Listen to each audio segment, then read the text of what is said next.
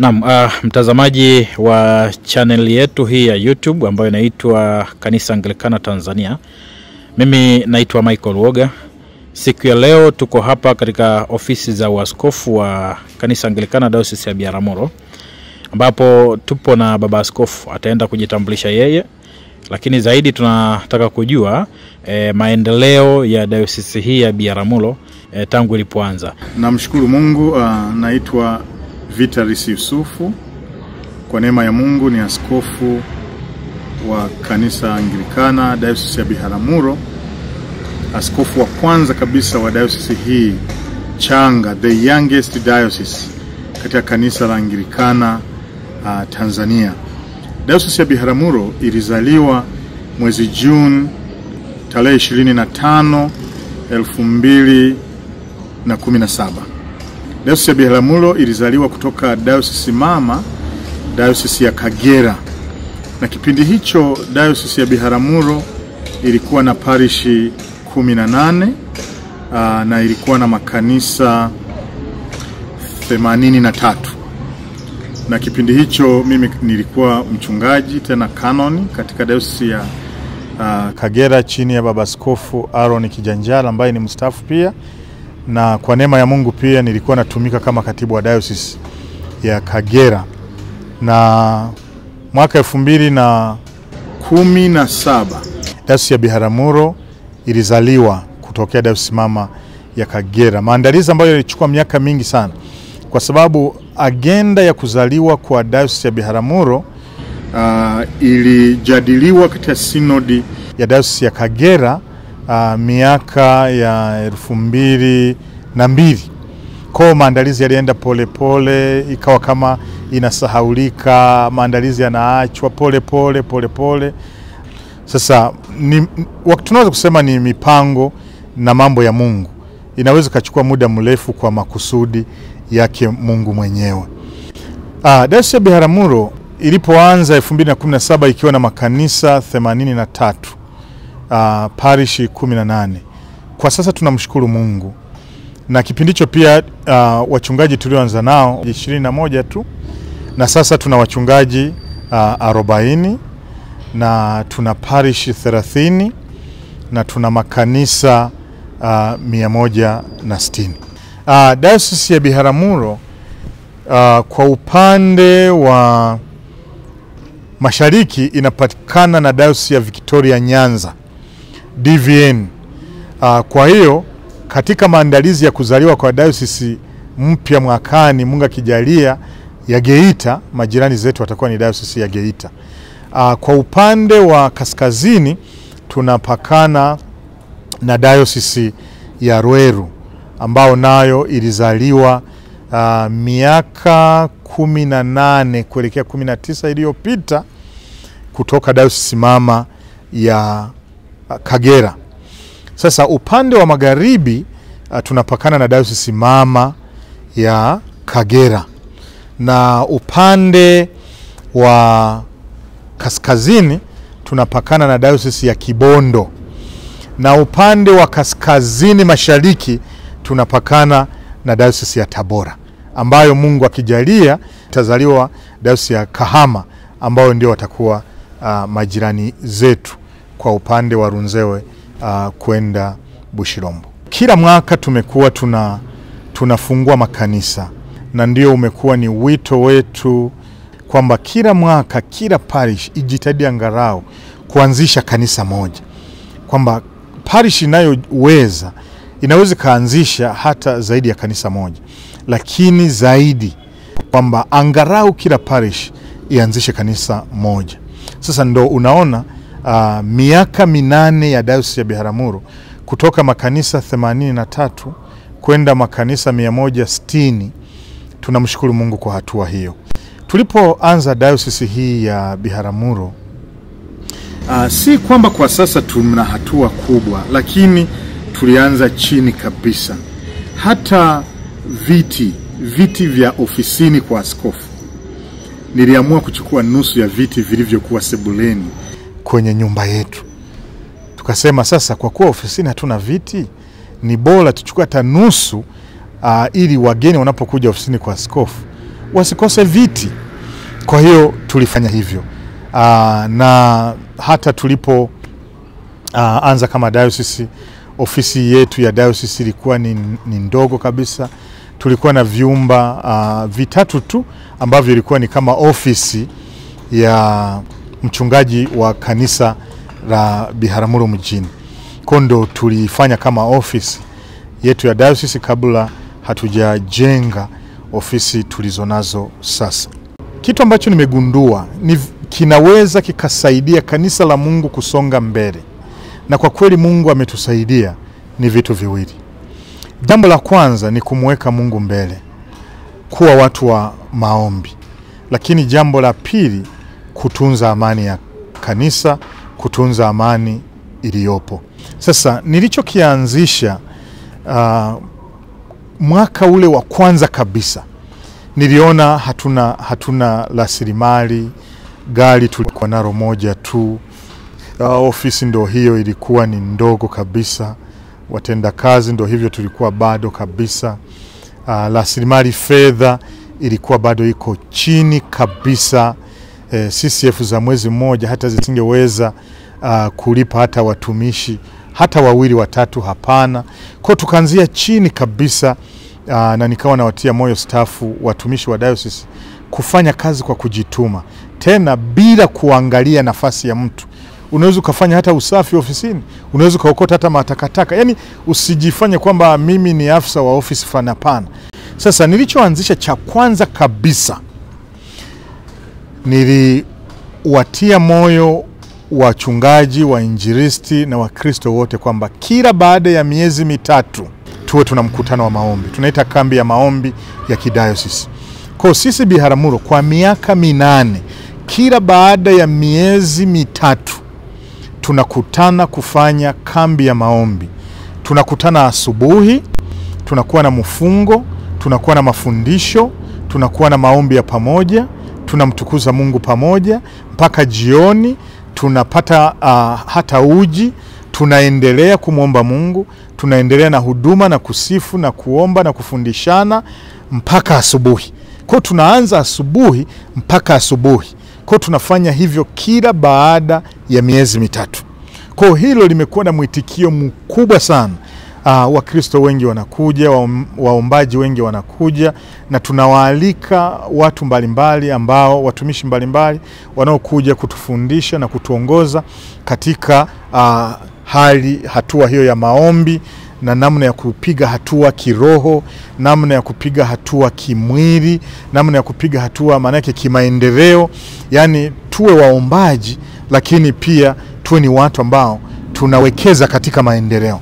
Na mimi huo ndio wito wangu mkubwa sana kwa Wakristo wetu, kwamba ni kweli tumeokoka, ni kweli tunamtafuta Mungu, ni kweli Mungu anatusaidia kiroho. Tukiwa vizuri, basi hata kiuchumi tujitahidi, kwa ngazi ya familia, kwa ngazi ya kanisa, kwa ngazi ya dinari, kwa ngazi ya diocese, ili tujitahidi kwamba, maana hatuwezi tukasonga mbele kihuduma kama hatuna rasilimali fedha, hatuna rasilimali majengo, hatuna rasilimali magari. Ndipo huduma ya Mungu inaweza ikasogea mbele zaidi. Kwa hilo ni jambo ambalo tumelisisitiza sana kwa miaka 8 ya diocese yetu ya Biharamulo. Kila baada ya miezi mitatu tunakuwa na kambi ya maombi, na mimi mwenyewe nashiriki nao, mimi mwenyewe na kesha nao, ili kwamba tumsihi Mungu, tumuombe Mungu. Kwa sababu hii ni diocese changa ambayo hatuna link yoyote, hatuna connection kwamba tuna diocese rafiki huko nje. Ni sisi wenyewe ambao kila mwaka lazima tujitahidi kuchangia. Na katika hilo nikaona nitafanyaje au tutafanyaje kuwatia moyo wachungaji wamtumikie Mungu katika hali ya furaha, katika mazingira haya magumu ambayo hatuna uchumi imara. Kwa nikajitahidi, tukaanzisha bima ya afya kwa wachungaji. Tukawakatia kadi hizi za NHIF, ili kwamba mchungaji na mke wake na watoto wake, kwamba hata wakipata changamoto za kiafya wanaweza kwenda kutibiwa hospitali kubwa kubwa. Kwa mfano mazingira yetu, anaweza kwenda hospitali ya wilaya, anaweza kwenda hospitali ya mkoa, anaweza kaenda hospitali ya kanda kama Bugando, lakini pia hata kienda Muhimbili. Maanake hiyo kadi itamsaidia, kwa sababu tusingefikiri kuanzisha hiyo bima ya afya kwa wachungaji, maana yake uchumi wetu ungeyumba sana. Maana kuna kipindi mchungaji au mke wake au mtoto wake kiugua, tulikuwa tunatumia fedha nyingi, lakini bima ya NHIF imetusaidia sana, na dayosisi tumemaintain kabisa kwa miaka hiyo yote kuwalipia wachungaji bila changamoto yoyote. Pamoja na huduma hiyo, tumeendelea kuwatia moyo wachungaji kwamba tukaanzisha mfuko wa kuwasaidia wachungaji ambao tunauita ni Pastors Retirement Fund, mfuko wa kustaafu wa wachungaji wetu. Wachungaji wanaoweza kupitia posho kidogo wanazozipata huko maparishini, wanaweza wakalipa hii michango ya NSSF, ili kwamba hata kistaafu basi naweza kumsaidia kidogo. Lakini wale ambao hawawezi kabisa, sasa kulingana na mazingira na ugumu wa huduma na posho kidogo, kama tunavyojua mazingira yetu mengi ya dayosisi yetu ni makanisa mengi ya vijijini, sasa tukaanzisha Pastors Retirement Fund ambayo kila mchungaji ninamsisitiza sana kwamba ahakikishe anatafuta kiwanja, ahakikishe anatafuta namna ya kujenga boma, ili kwamba sisi dayosisi tumsaidie katika hatua za kuwezeka kupitia huo mfuko wa Pastors Retirement Fund. Na wachungaji wengi wamefanya, na karibia nusu ya wachungaji tulionao tayari tumeshafanya hivyo, na mfuko unaendelea vizuri. Lakini pia hata mchungaji akistaafu, na kwa sababu ni dayosisi ina miaka michache, hatuna wengi waliostaafu ni wachache sana.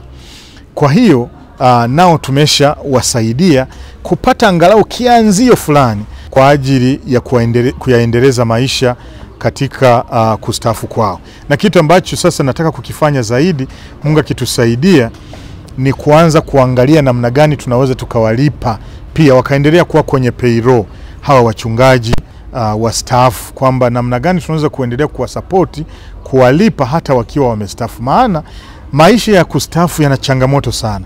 Unakuta mtu amemtumikia Mungu miaka mingi, amejitoa, amejituma, ametumika bila hata kulipwa, kwa sababu hii ni huduma ya kujitoa. Lakini akistaafu bado anahitaji fedha ya matibabu, bado anahitaji chakula, bado anakuwa na watoto wengine wanamtegemea. Kwa hiyo hicho ndicho kitu ambacho sasa nataka kukiweka. Maana kumtunza mchungaji mstaafu ni kulitunza kanisa. Mimi huwa nawatia moyo wachungaji wetu kwamba wajitahidi kusoma. Mimi sioni shida kuona nina wachungaji wenye PhD, wachungaji wenye masters, wachungaji ambao wanaweza kunizidi elimu, kwa sababu mimi ni kiranja mkuu. Mimi ni mwinjilisti mkuu, ni mwinjilisti mwenzao. Kwa hiyo kupata waliosoma, maana yake itatusaidia majukumu, wakati mimi nitakuwa ni wa kuwaelekeza tu.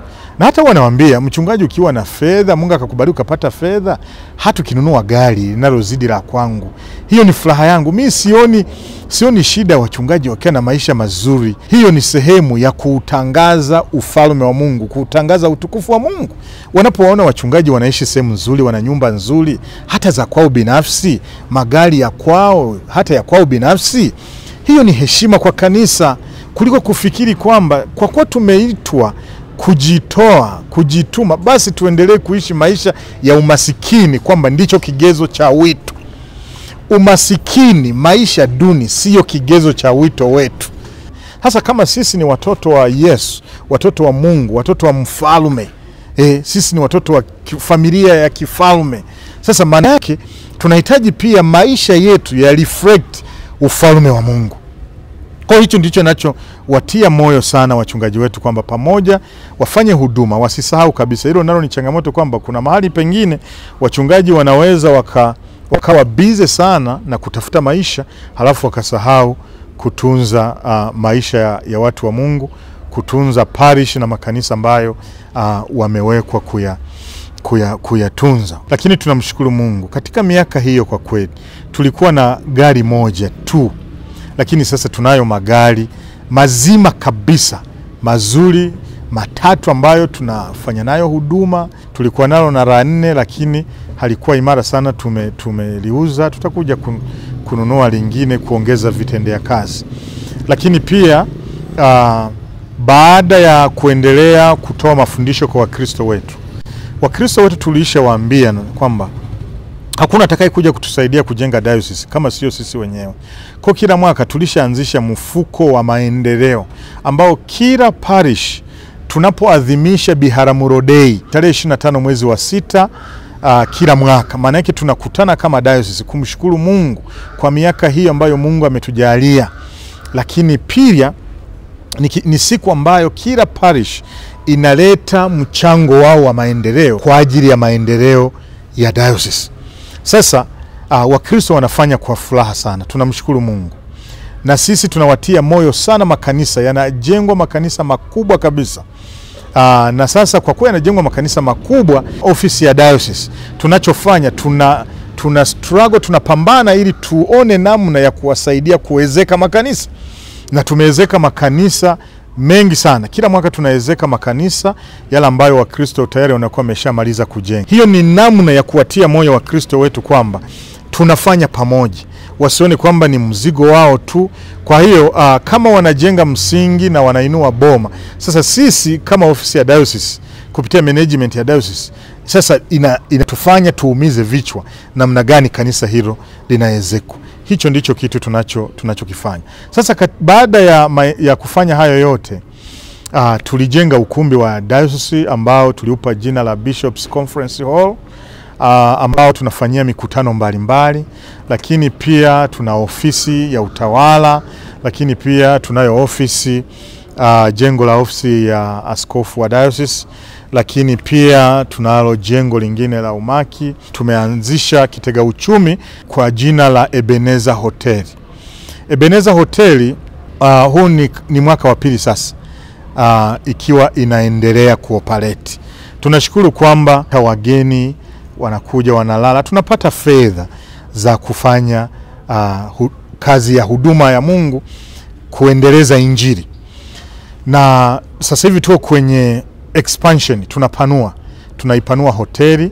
Tumejenga tena ukumbi ambao kwa kweli hapa Biharamulo kwa ukubwa hautakuwepo, na Mungu akitujalia kuweka facilities zote, maana yake sherehe nyingi, mikutano mingi itafanyika kwenye ukumbi wetu wa diocese. Sio huu wa kwanza ni mikutano yetu ya kawaida na watu wa vikao mbalimbali wanakuja wanaukodi, lakini ule ni mkubwa zaidi ambao utakuwa wakiutumia kwa maharusi na makongamano makubwa, kwa sababu ni ukumbi kwa kweli mkubwa. Lakini pia katika upanuzi wa hoteli yetu ya Ebeneza tumejenga jengo lingine la accommodation, jengo lingine la wageni kulala, tunaita ni suites, ambavyo mtu akiala mule anaweza akawa na chumba kingine cha ziada hapo kama cha mikutano. Baada ya kukamilisha hii Ebeneza Hotel, tutahamia kwingine. Tutatafuta hata mji mwingine, si lazima tuwekeze Biharamulo tu. Tutafuta mji mwingine angalau tuwekeze kidogo kidogo, maana tunataka tufike mahala ambapo pengine diocese itakuwa na uwezo wa kupata kipato kwa mwezi na ikaendesha huduma za diocese kwa mwezi bila hata kutegemea sadaka. Wakristo wataendelea kutoa sadaka, lakini maana yake tutafanya mambo makubwa zaidi baada ya kuwa tumejiweka vizuri katika swala zima la mapato ndani ya diocese yetu. Tunaomba Wakristo wenzetu muendelee kutuombea, lakini pia mkitusupport kwa namna moja au nyingine. Katika miaka hiyo askofu wa diocese alikuwa haishi kwa nyumba ya diocese, kwa sababu nyumba iliyojengwa kama ya diocese tulibadilisha kuwa ofisi, kupanua ofisi, akawa anaishi kwenye nyumba nyingine ya kawaida. Sasa tunamshukuru Mungu, pia tumejenga nyumba ya waskofu. Tunamshukuru Mungu imekamilika, na sasa diocese ya Biharamulo tunayo nyumba ya waskofu. Tulipoanza diocese hatukuwa na cathedral kabisa. ilikuwa ni kanisa kuu. Jengo la kanisa kuu lilikuwa lina mabanzi, yani ni kama ma sheetings, kwa sababu lilikuwa limekatwa katikati ili kupata space, nafasi ya kujenga kanisa kubwa zaidi. Kwa kipindi hicho ilikuwa ni msingi. Na mimi nilichofanya kwamba niliona hatuwezi kuendelea kufanya mambo mengine, mipango mingine kama hatuna kanisa kuu. Kwa nilichofanya niliendelea kutafuta na kuomba wanaweza kutusaidia na kuwatia moyo wa Kristo, kuchangia mpaka tukajenga kanisa kuu katika muonekano lililopo, likakamilika, ingawa halijakamilika kwa 100%, labda limekamilika kwa 80%, pengine 80%, kwa sababu tuna ofisi za nyuma ambazo ziko kwenye kama gorofa moja ambazo bado hazijakamilika. Kwa hiyo hizo nazo kanisa kuu anaendelea na mchakato wa kuzimalizia. Kwa hiyo tunamshukuru Mungu, lakini makanisa mengine yameendelea kujengwa. Makanisa ya Chato nao wamejenga, tukawasaidia roofing, lakini pia makanisa mengine kama Nyakanazi, Buseresere, Bwanga, kwa sababu diocese yetu ina wilaya mbili tu, ina wilaya Biharamulo na wilaya ya Chato. Tuna wilaya mbili. Kwa hiyo tunamshukuru Mungu kwamba pale tunapopata uwezekano tunafanya tuwezavyo ili kusupport hayo makanisa yaweze kusonga mbele.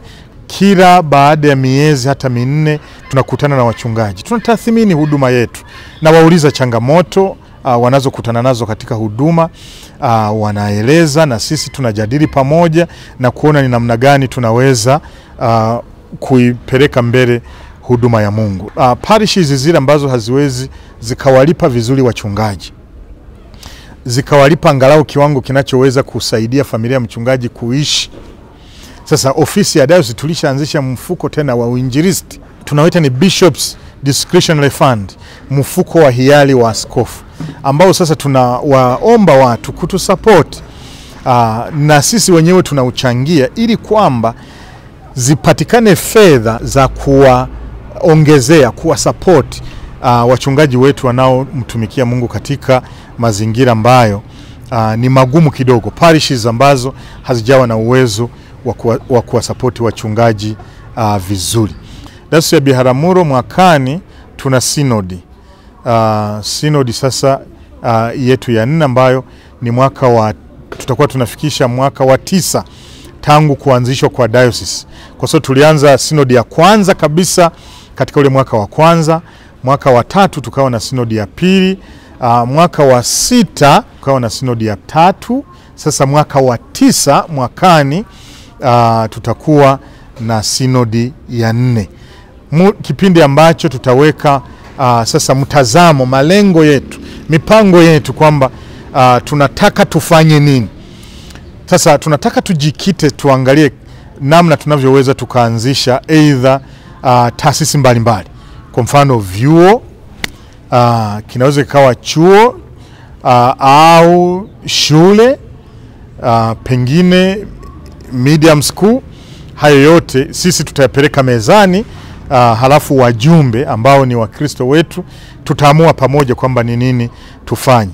Mimi siwezi kuwa na maamuzi ya mwisho kwa sababu mimi ni mwinjilisti wao, ni mwinjilisti mkuu, ni mchungaji wao. Kwa hiyo wao wanaweza wakajadili na kusema mawazo mlioyaleta ni sawa, lakini nadhani tuanze na hiki. Mimi ni kuwatia moyo kwamba jamani, Biharamulo hii haiwezi ikajengwa na watu wengine nje ya Biharamulo. Ni commitment yetu, sadaka zetu, michango yetu, tumtolee Mungu kwa furaha ili kwamba tuijenge diocese hii ya Biharamulo. Ninaamini kabisa tunaweza tukafanya mambo makubwa kwa sababu ya umoja. Palipo na umoja tunaweza kabisa. Neno la Mungu katika Injili ya Yohana, Yesu aliwaombea wanafunzi wake kwamba muwe na umoja, kwamba aliwaombea wanafunzi wake kuwa na umoja kama yeye alivyo na Baba yake. Kanisa letu Anglikana hatuwezi tukafanya maendeleo makubwa ya kiroho, hata kiuchumi, hata ya namna yoyote kama hatuwezi kuwa na umoja. Umoja wetu ndio nguvu yetu. Umoja wetu ndio unaoweza kuleta mabadiliko makubwa katika kanisa letu. Kanisa Anglikana Tanzania ni kanisa kubwa sana duniani, na hata kwa Tanzania ni kanisa kubwa. Tushikane pamoja katika madayosisi yetu. Dayosisi ya aina yoyote, dayosisi yoyote hapa kwetu Tanzania na hata nje ya Tanzania haiwezi kuendelea bila kuwa na umoja. Na kila mmoja ajione kama mtumishi. Changamoto kubwa tunayoipata katika utumishi wetu, wengi tunapenda kuwa mabwana. Wengi tunapenda kuonyesha nafasi na vyeo vyetu kuliko utumishi wetu. Hilo linaweza likatufanya tusifike mbali. Hilo linaweza likatufanya watu wakawa mbali nasi. Wakishaona sisi ni mabosi, hawatatukaribia kwa sababu sio rahisi kumkaribia bosi. Lakini tukionyesha unyenyekevu na ukaribu na wale tunaoongoza, maana yake watakuwa karibu nasi na watatusikiliza na tutafanya yale yanayotupeleka mbele kwa kazi ya Mungu. Ndugu zangu, sio rahisi kunyenyekea. Nimekuwa askofu kwa miaka 8, zaidi ya 8 sasa. Ni vigumu kwa mtu aliyeko juu kunyenyekea asipojua kwamba na yeye ni miongoni mwa wale watumishi anaotumika nao. Kwa sababu askofu hitaji kuomba ruhusa kwamba kesho sitakuja ofisini. Tufanye kwa ushirika ili kanisa la Mungu tulijenge kwa umoja. Makatikista, wainjilisti na Wakristo wenzetu, washarika wenzetu, na wote tunaomtumikia Mungu, wachungaji, tumtumikie Mungu kwa furaha tena kwa umoja. Tunachokifanya hapa tunajenga ufalme wa Mungu. Na hakuna namna kanisa letu linaweza likasonga mbele tusipokuwa na malengo ya pamoja. Mungu wetu awatunze sana. Tuwaombee Geita ambao mwakani wataanzisha diocese. Tuwaombee Kahama ambao wataanzisha diocese.